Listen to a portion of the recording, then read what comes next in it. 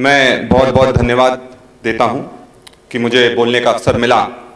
आज मेरे लिए यादगार पल है क्योंकि आज के दिन ही इसी सदन में विधायक के रूप में शपथ लेने का मुझे मौका मिला था और यही पवित्र मंदिर है जहां बाबा साहब की विचारधारा को आगे बढ़ाकर हमें आरक्षण जब मिला तो मैं डॉक्टर बना, सर्जन बना और आज विधायक के रूप में इस पवित्र मंदिर में मुझे अपना वक्तव्य देने का मौका मिल रहा है।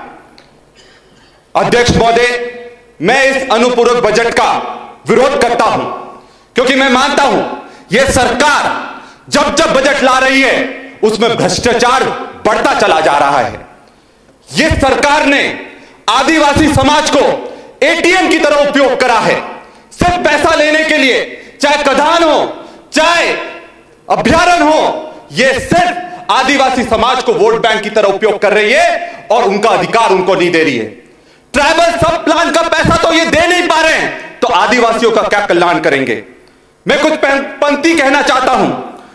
मानव जाति पर उपकार है जिनका, वह समाज आदिवासी कहलाता है।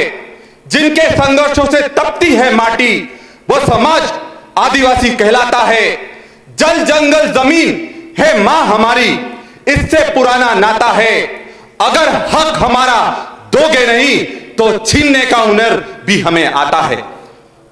माननीय अध्यक्ष महोदय, जल जंगल जमीन हमारी मां है और पैसा कानून हमारा हथियार है, पर इस सरकार ने पैसा कानून को कमजोर करने का काम करा है। और इस पैसा, ये नोटों वाला पैसा नहीं है, ये पंचायती राज एक्सटेंशन टू शेड्यूल एरिया जो हमारा हथियार है वो वाला पैसा है। हमारे झाबुआ अलीराजपुर में बड़ी बड़ी खदानें आवंटित हो रही हैं, उनका सर्वे का काम चल रहा है।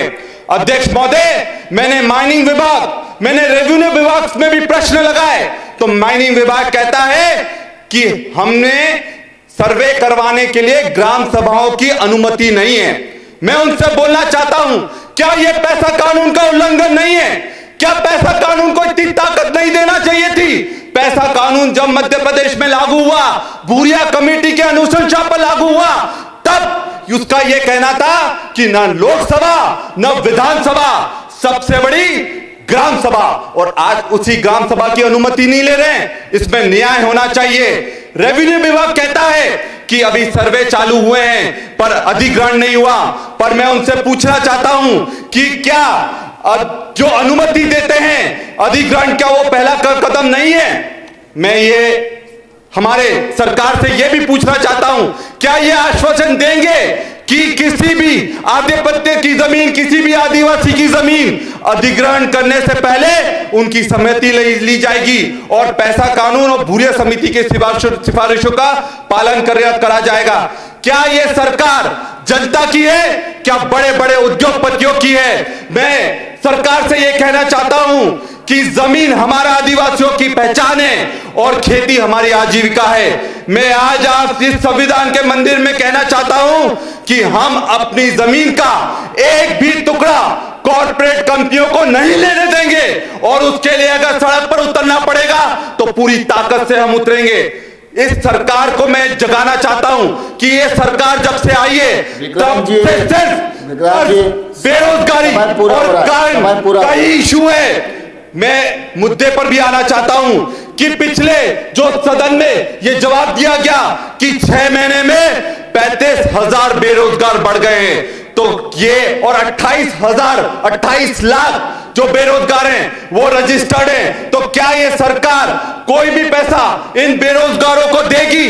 उन 28 लाख बेरोजगारों का क्या होगा? एक बहुत बड़ा आंकड़ा मैं आपके सामने रखना चाहता हूं, किस तरह से आदिवासियों को चूसा जा रहा है, उनका शोषण करा जा रहा है। मैं झाबुआ से आता हूं, वहां शराब का ठेका 250 करोड़ में जाता है।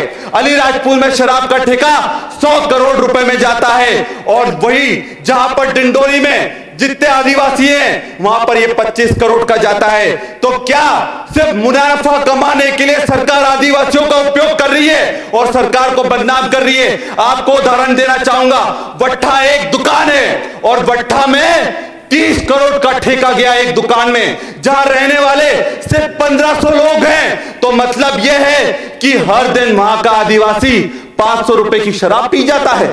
क्या ये बदनाम करना नहीं हुआ?